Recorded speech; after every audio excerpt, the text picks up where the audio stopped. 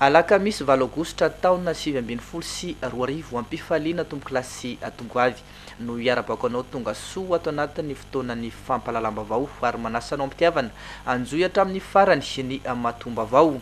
ny pejany ity fandriam-palema navy hatrany ny oetsika manokatra ny fotoana amin'ity alina ity ny makasika indrindra ilay savorovoro mamiteraka rezabe any amin'ny distrika Nambomasoa any mata ao anatin'ny fifandonana tamin'ny mpitandro ny filaminana ilay jola atao hoe Ratalata Marcel sy ny dahalo iray hafa raha ny tatitra nataony teo anivon'ny OMC ao amin'ny distrika Nambomasoa. Fantatra ihany koa fa ilay rahalany ben'ny tanàna ao amin'ny commune Tsarafidy ao amin'ny distrika Nambomasoa io dahalo maty io nitondra fanazavana ny makasika ny resabe miely any amin'ny tambajotra an-tserasera Facebook nanondro ny mpitandro ny filaminana ho fototry ny savorovoro ny seho tany an-toerana koa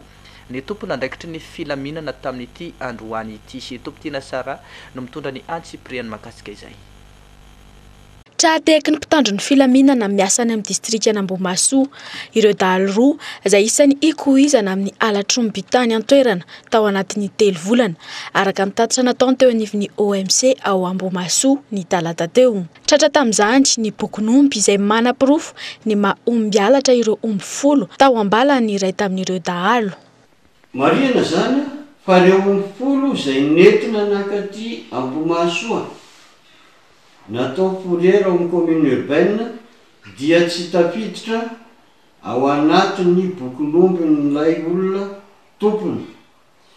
ary ireo taratasy izay tonga inentina aty dia androany tamin'ny rosy sasany tolakandro 7 Aogositra zany androany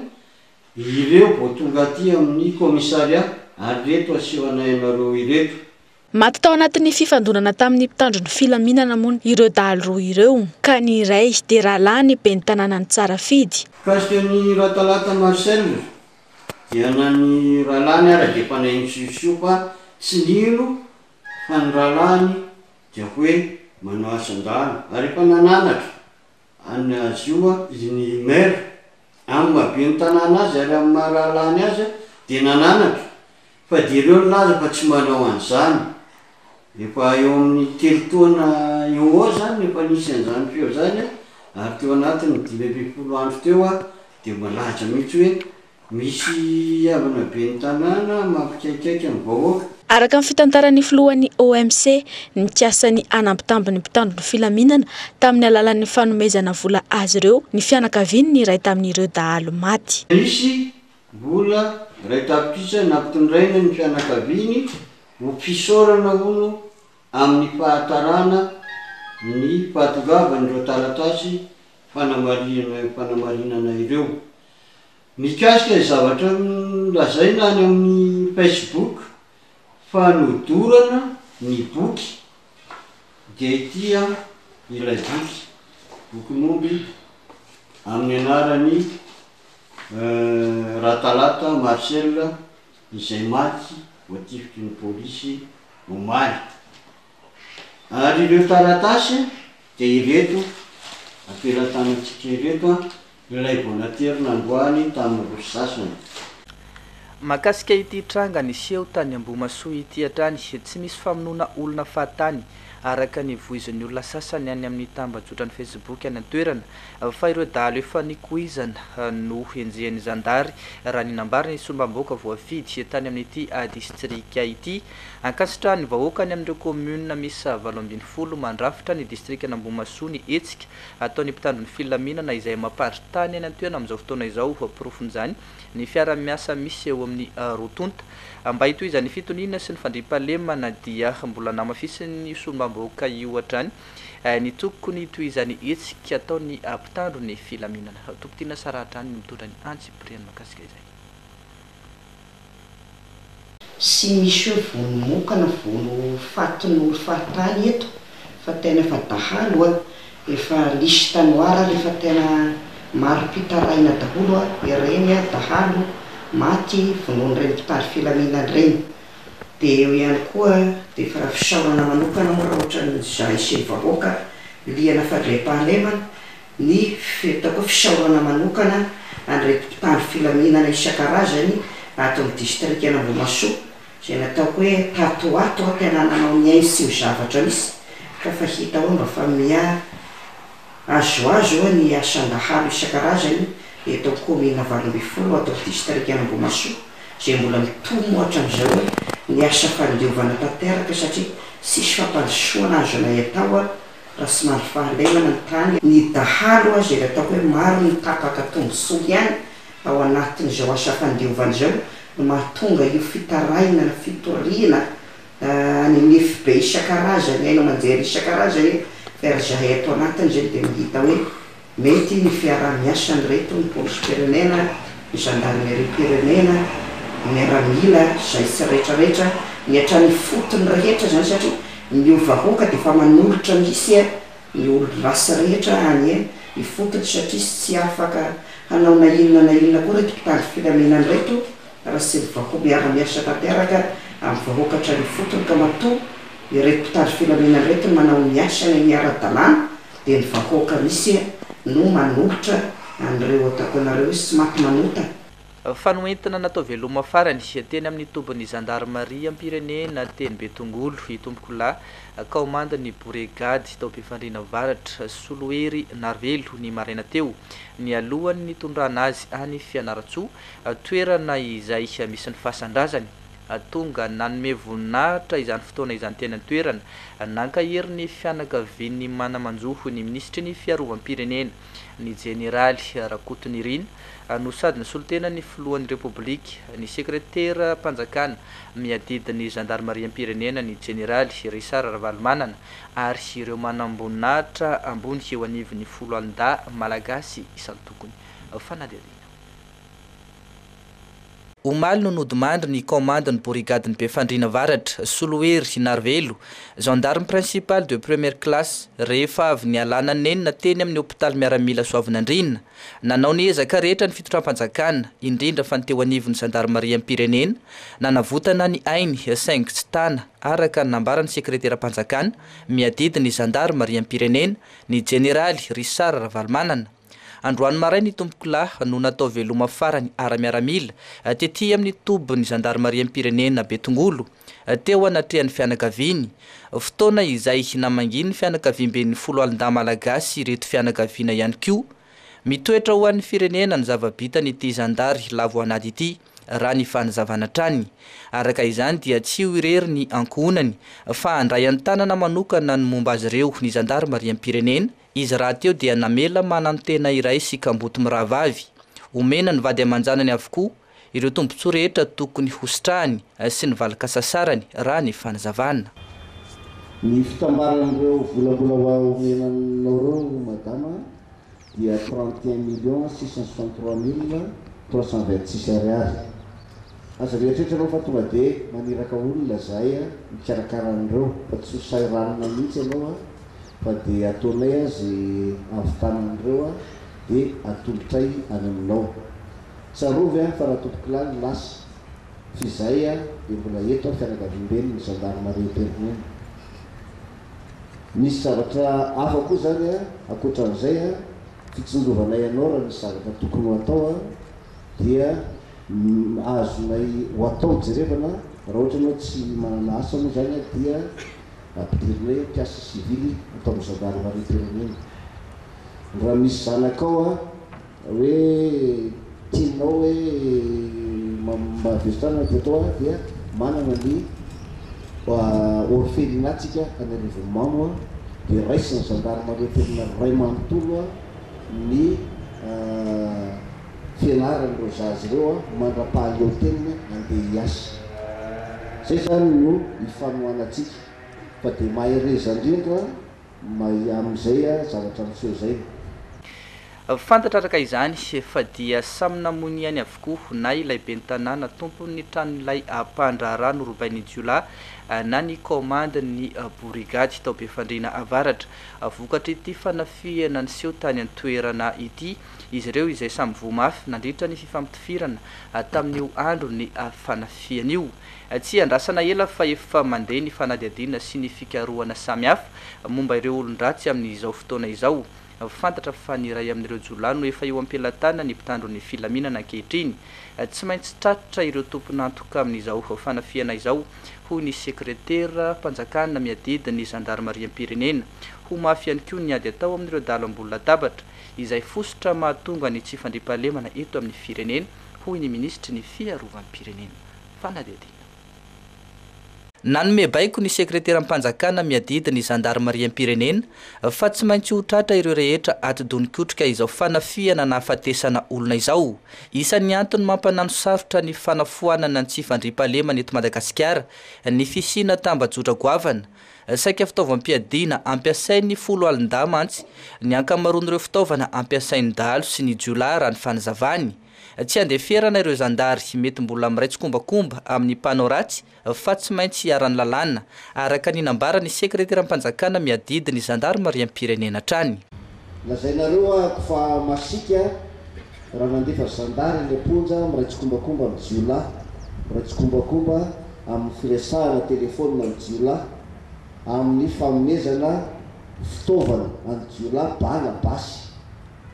amin'ny famitsorana jiola satria mandray vola. Efa nisy ny gadrana, misy aminareo hoe masika tsy miarona fa mbola isy ihany ny gadrana raha mbola manao an'izay. Ary raisinay jiola fahavalo zay mbola manao an'izay fa zao no manjolona matsika. Ka manentana antsika rehetra zay mbola zandary jiola any dia alohantsika iaraha-mongotra andray zandary jiola reny. Mibala ampiasain'ireo, basy ampiasain'ireo dia avaty amintsika daholo. Ka manentana anareo an'izay ako, zaho zany dia mbola andraiky mipetra arak'izay azo atao na mbola hitombo firy ny olona ho gadrana miraitsy kombakomba jiola dia mbola andefa raha mbola eto amin'ny toerana ity koa. Ianareo koa dia entaniko hoe andao hiaraka aminako hiady amin'ireo le zandary jiola rehetrarehetra ireo. Fa tsy rariny azy vao iainantsika izao, tsy rariny izao. Mbola nanamafy ihany koa ny ministry ny fiarovam-pirenena fa tsy maintsy ny ady amin'ny dalo ambony latabatra no atao laram-pamehana va ho fongotra ny tsy fandriampahalemana manerana ny nosy. Manjaka ny asan'ny ratsy ary tsika atao folo alin-da dia tsy maintsy mandroso hatrany manimotra n'izany ratsy zany satria tsy rariny ary tsy mety. Indraindray dia alay-panaty koa ny tena tanatin'ny fotoana visivisy lasy zay fa rehefa manao ny asa ny mpitandro ny filaminana dia toa miakatra indray ireo dalo ambony latabatra, miaro amin'ireo olon-dratsy, mandeha ny sain'ny vahoaka malagasy, indraindray dia mitady handeha ny sain'ireo mpitandro ny filaminana. Toa ilaza hoe mijanona aminareo amin'ny toerana misy anareo no diany andakazera fa velao ny dalo sy ny mpanao ratsy no iriaria amin'ny Madagasikara aty. Tsy ary sikekely zany atao folo alin-da. Lafo mba vaofa mihitsy kosa indray mbola misy ny fireareana amin'ny fahalalana olona ambony eto amintsika hoentina hanindrina ny madinika hoy ny mpisolo vava Aina Ramarjona. Tranga hita tamin'ny raharaha fanenjena teratany vahiny iray izay voalaza fa pisoloko sy mpanao fampiasana hosoka araka ny nambarany ity mpisolo vava ity. Nambarany mantsy fa rehefa nandeha ny fanenjehana io teratany vahiny io teny anivony manam-pahefana dia ireo olona mpitory indray no nifiterany nambara fa pakankeriny ary misy ny olona milaza fa akaiky ny mpitondra izay manosika sy miaro ity teratany vahiny ity raha ny fanazavana ny Antsipriana. Olona roa no nahiditra amponja vonjomaiky mpitory io teratany vahiny io avokoa raha ny nambara ny mpisolo vava izay isan'ny mpitory ihany koa. Tsy hita ity teratany vahiny ity nandritra ny fotoana ny ikasan'ny mpitandro ny filaminana ny sambotra azy no ireo raharaha iampangana azy. Tamin'izany indrindra no nilazan'ireo akaiky azy fa tsy hita izy. Nisy naka ankeriny ka ireo mpitory no voasaringitra tamin'izany raha ny fanazavana nomeny ity mpisolo vava ity. Tiako hotrindrina mahakasika ireo olona ireo dia anampiny tena tamin'ny fitoriana io karana io. Satria moa zany izaho dia efa nametraka fitoriana momba io karana izay milaza zany fa hoe nisy nanao kidnapping io teny anivon'ny zandary nitory azy tamin'izany resaka escroquerie, resaka faux usage de faux sy ny sisy. Rehefa tonga teny amin'ny zandary izay natao ilay fiantsonana io karana io dia ny teniny vatana taminay ny mpandika teniny fa io olona io tsy tokony hokitiana fa miara-miasa amin'ny filoha amin'ny projet présidentiel ary ihany koa misy olona ambony anankiray conseiller spécial amin'ny président miaro ny olona io ary miara-miasa amin'ny akaiky teo aloha zay mbola nanana fisalasalana amin'ilay zavatra mitenenina rehefa tonga ny confrontation tenen'ny polisy dia nosamborina ilay mpandika teny satria no heveriny polisy fa nampitsoaka n'ilay karana rehefa tonga fotoana fisamborana azy dia mbola namerina indray ilay mpandika teny hoe io olona nge misy olona enjana be ao mibadika anao hoe nanona anarana misy tamin'izay fa tsy afaka amin'ny anaran'ilay olona fa hoe conseil spécial amin'ny président io olona miaro azy io dia nandeha confrontation tao amin'ny polisy amin'izay dia nisy olona nitsangana tokoa teo nanoloananay ary ny tenako nanontany azy tamin'izay fotoa zay fa iza moa ianao dia nomeny ihany anarany izaho nefa mifahafantarako azy dia ny filoha tsy mana conseil spécial na iray azy ary mbola tsy nanendry conseil spécial na iray azy mino koa fa ny filoha tsy ara-iasa amina olona ohatra zany hoe tsy manana investissement akory na iray azy tsy afaka anao inona tsy afaka nampy ny firenena malagasy tsy afaka nampy ny filoha amin'ilay projet présidentiel zay tiany atao fa fitaovana fotsiny zany zany rehetrarehetra zany ahafahana miaro ilay olona mpanaosoka ary ny ilay kidnapina fahitanay azy dia noforonina mba ahafahana manenjika ireo mpitory isany ao anatin'ny velirano ny filohampirenena ny ady amin'ny tsy maty manota vahoaingana ihany koa izy no nilaza fa mitovy avokoa ny rehetra eo anoloan'ny lalàna tsy misy intsony ny kinamanamana fa rehefa manao ny tsy mety dia tsy maintsy hiarany lalàna anatrehan'izany milaza ny manao antso amin'ny mpitondra maefa ity mpisolo vava ity mba hijery akaiky izao raharaha izao tsy avy manokana ny filohan'ny repoblika io zany mba hijery akaiky amin'io raharaha io satria ny anarany no ampiasain'ny olona sy tontonon'ny olona ampiarahaty nefa fantatro mazava fa tsisy mifandraisany amin'ity resaka ity mihitsy ny filohan'ny repoblika ka fandotona ny anarany fotsiny zavatra misy amin'izao fotoana zao ary mba ho fitandrona ny anarany mahatonga anay milaza amin'izao fotoana zao misy olona mampiasa ny anaranao dia matao filoha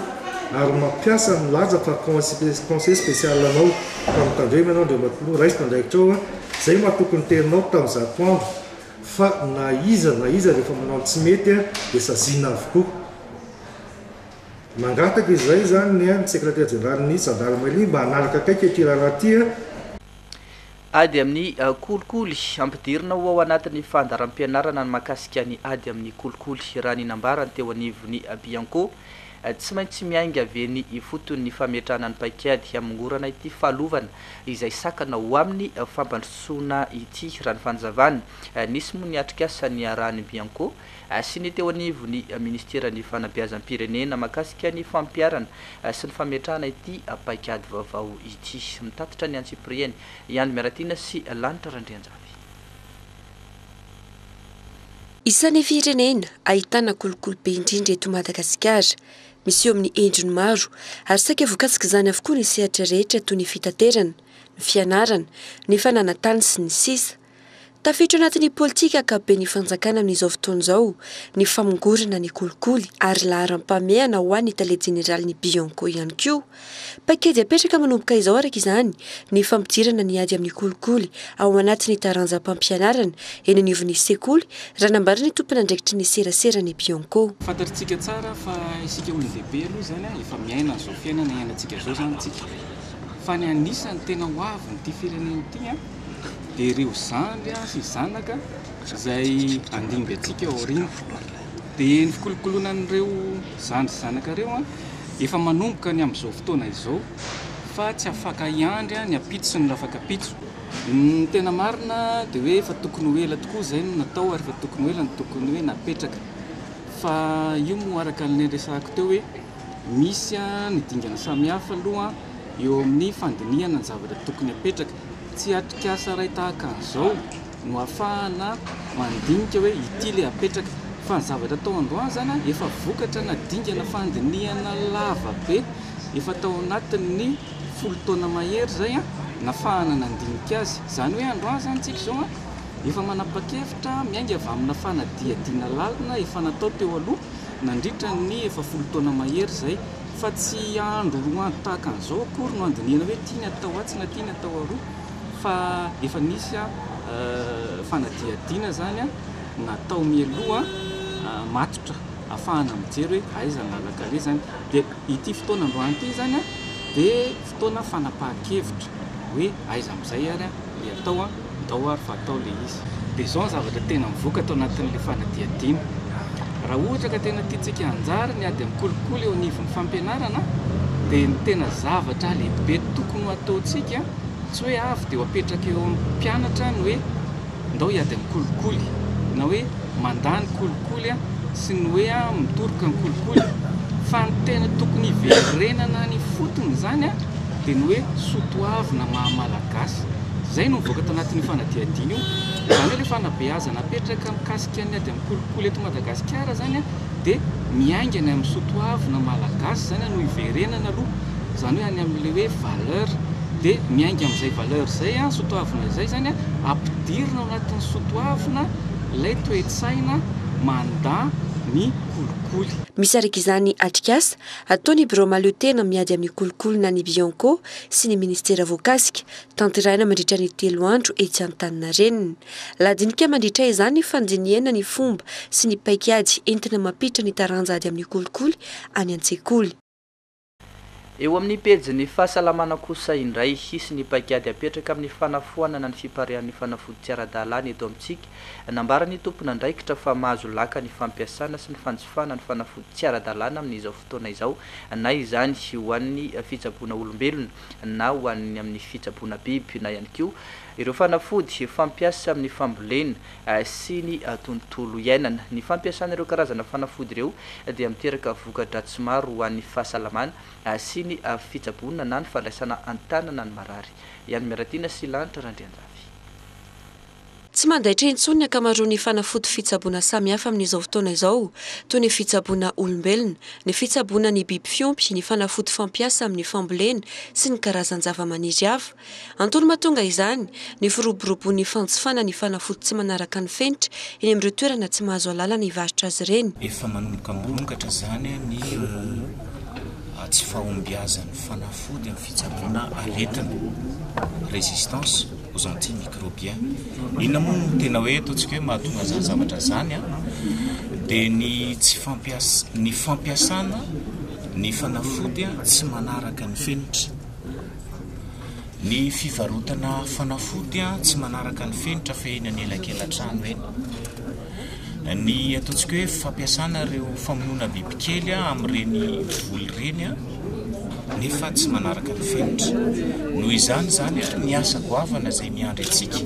miandry ny gouvernemanta ary indrindra moa zany miandry ny départementa ministériel rehetrarehetra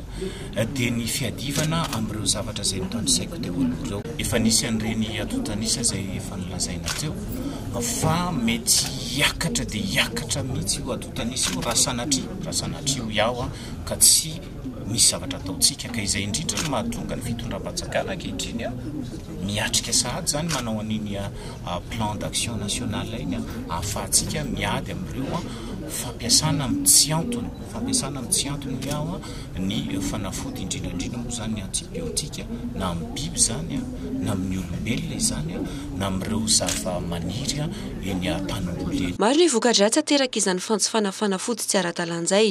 eo ny fampitehan'ny tontolo iainana mety hiteraka hatramin'ny fahafatesan'ny olombelona sy ny zava-maniry ary ireo biby fiompy mihitsy azy zany. Fa ny tena zava-dehibe amin'ny tontolo iainana zany zao dia mifanajanona ny fividianana fanafody eny ankelankelan-trano eny. Araka ny hitanareo tamin'ny tableau tao ngamba amin'ny 2050 dia efa hotratra ho 10 millions no olona tratrany résistance antimicrobien zany. Ary 10 millions mifaty zany io tratran'le résistance microbien zany hoe naka fanafody kanefa le fanafody diso zany tsy nety taminy dia ho faty en 2050 dia hitanareo amin'izany ny italianisa ka io mety hitombo be io zavatra. Misy araka izany paikady apetraky ny ministera ny tilotonta dia ny ministera ny tontolo iainana sy ny fampandrosoana maritra, ny ministera ny fambolena sy ny fiompiana ary ny jono ary ny ministera ny fahasalamam-bahoaka fiara-miasa miompana amin'ny famongorana ny fivarotam-panafody tsy manara-dalàna na izany na tsy izany entanina ny tsirairay hanantona ireo toerana voatokana ary nahazo alalana ny varotra fanafody fa indrindra hanaraka ny toromarika omen'ny mpitsabo amin'ny fampiasana izany. eo amin'izay lafomba voan'ny fahasalamana izay hatrany fa kosa makasika manokana ny ady atao amin'ny aretina lefakozatra nahazo ny sata Madagasikara afaka amin'ny aretina polio isika ny volana jona taona 2020 sy 2020 teo nandritra ny fanatanterahana ny ady tamin'ity aretina polio ity na izany azy azo vinavinaina hatrany nisy ny tranga samihafa mitarika amin'ny aretina lefakozatra raha ny nambara ny avy eo anivon'ny ministera ny fahasalamam-bahoaka ka ilaina ny fanamafisana atao amin'ny ady amin'ny lefakozatra amin'ny alalan'ny fanaovana vaksiny fantatra ihany koa fa ho tanterahana ny 2020 ka hatramin'ny 420 ny volana aogositra izao ny etsika fanaovam-vaksiny faobe andihany fa 2020 eo amin'ny distrika misy 510 ato anatin'ny faritra misy 10 izay sokajina fa mbola marefo indrindra eto Madagasikara ihany miratina sy lanitra Randrianjafy no mitondra ny antsipriny naomby ny etsika fanaovam-vaksiny faobe miady amin'ny aretina poliomyélite andiany 720 no tanterana teto amintsika ny taona 2020 sy 2020 lasa teo ka nahazony Madagasikara ny sata firenena afaka amin'ny aretina polio na eo azy izany ilaina hatrany ny famerenana sy ny fanamafisana ny ady atao amin'ny polio amin'ny alalan'ny fanaovam-vaksiny isika raha teo dia mbola voasokajy ho isan'ny firenena marefo ka mora andera ny valanaretina raha ny fanazavana azo avy amin'ny ministera ny fahasalamam-bahoaka ny ady amin'ny polio dia ady maneran-tany izy ity ka raha ohatra eto ambonin'ny tany mbola misy firenena ahitana hoe fandehandehanan'io virusy polio io dia mbola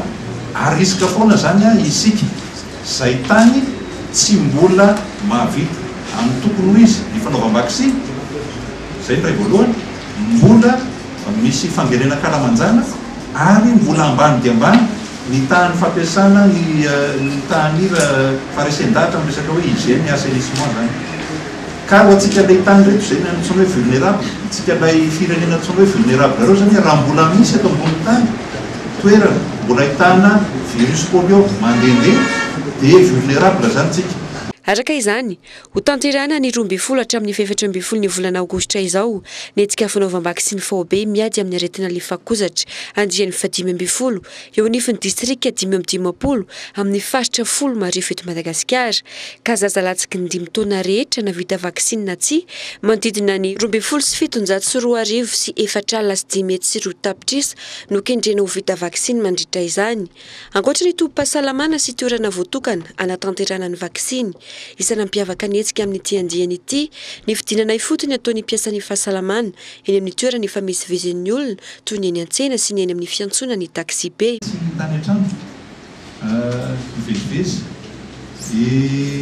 rehefa tonga manao an'ilay vaksiny any an-trano ny tompona andraikitra dia tsy any ilay zaza fa hoe tsika ray aman-dreny manaraka atsika any amin'ny tanin'ny andehanantsika dia mba ahafahana mahazo an'izay hoe possibilité anaovana vaksiny azy zay zany no nijerevanay manokana hoe amin'ireo toerana izay misy fifamezivezen'ny olona be da be sy any amin'ny tompom-piantsonan'ny fiarakodia dia asiana koa ekipa manokana no vaksiny tanjona petraka ny ahazona 5 isanjato ny tany fanaovam-vaksiny atao ihany koa izao hitazomana sy hanamafisana ny tany hery fiarovana nanany zaza entanina araka izany ny ray aman-dreny hitondra ny zanany atao vaksiny hoenty miady amin'ny aretina lefakozatra satria tsy vita ny ministera irery izany fa mila ny fandraisana andraikitry ny rehetra lafim-bavao makasika ny fampandrosoana ho fanatsarana ny sehatra ny fandrarana indrindra fa mba ho fampiroboroboana ny vita malagasy dia ilana fanavaozana ny lalàna amin'ny feny fampiasam-bola izay efa lany andro raha ny nambara ny teo anivon'ny fivimpamaha nitsorakotoromanga sy fanorazandrakoto mitondra ny antsipiriany momba izay ny entana avy any ivelany no be mpanjifa kokoa eto amintsika amin'izao fotoana izao antony iray lehibe tsy mampandroso ny fandrarana malagasy zany nambara ny fivim-pamaha na ny fivondrona ny mpandrarana malagasy mila omena tosika araka izany ny seha-pikaroana eto Madagasikara etsangilany dia tokony isy famerana ireo karazana etra alaina amin'ny mpandrarà hanomezan-danja indray ny vokatra avy eto amintsika izay tokony hiara-midinika amin'ny fitondram-panjakana raha ny fanazavana ka ny fanjifan'ny malagasy entana vidiana avy any ivelany tsy hampandroso ny fandrarana eto Madagasikara fa mampandroso fandrarana ataony ny any ivelany zany ka io no mahatonga anay zay tena manao sosokevitra hoe tsy maintsy mena tosika ny seha-pamokarana na secteur productif eto Madagasikara na famorana amin'ny resaka hoe fitaovam-pamokarana zany na ihany koa tena hoe famerana le karazana entana nandray a tena manimba sy manakotana ny tsena anatiny eto a nefa zavatra tsy entana tena ilaina kory nefa dia hita fa andany vola vahiny malagasy le izy alao ohatra matsikaiky mihitsy no raisiko fa va tonga ny 9 jona fety-pirenena fa na ny saina amidy eny an-tsena ka misy saina vita avy any velany miara-maitso tsika vita plastika sainam-pirenena afarana avy any velany ohatra matsikaiky mihitsy no etiko mba isy andonan'le eritreritra hoe be dia be ange ny atao hoe mpamokatra ny mpanao taozavatra na dia atao hoe reny mpanjaitra madinika ireny reny tokony mba amena jerena manokana amin'ireny zavatra ireny mba reny ny amokatra amin'ny zavatra ilaina eto Madagasikara tsy ilana fanafarana avy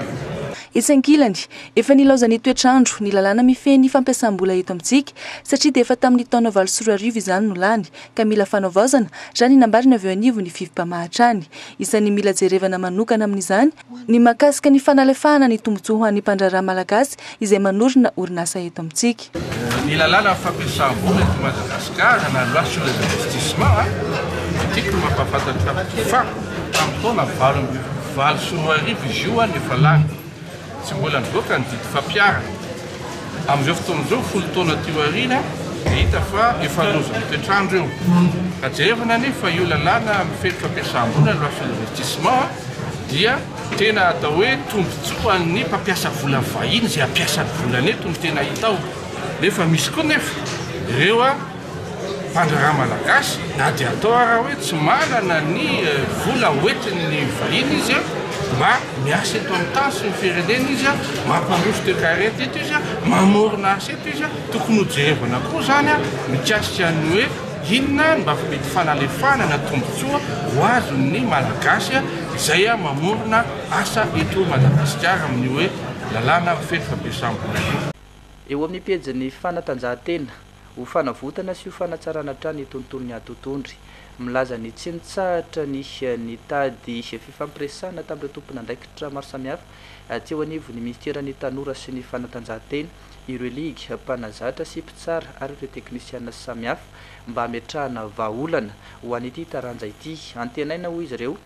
fa hisy ny fionana eo amin'ireo tompon'andraikitra ambony eo anivon'ny ministera aoriany fahavitany lalao afrikana izay efa andeha atoato araka ny nampanentana ny solotenan'ny ministera efa nandray azy ireo araka ny fantatra moa dia solotena avy any amin'ny faritra avokoa izy reto no tonga ty andrenivohitra ary mianto tena tanteraka noho ny fitiavana ny atotondry isan'ny takin'ireo teknisiana reto moa ny fanatanterahana ny fivorimbe anatin'ny fotoana fohy ahafahana mampandeha ny fifidianana ireo izay ho mpikambana ao anatin'ny fédération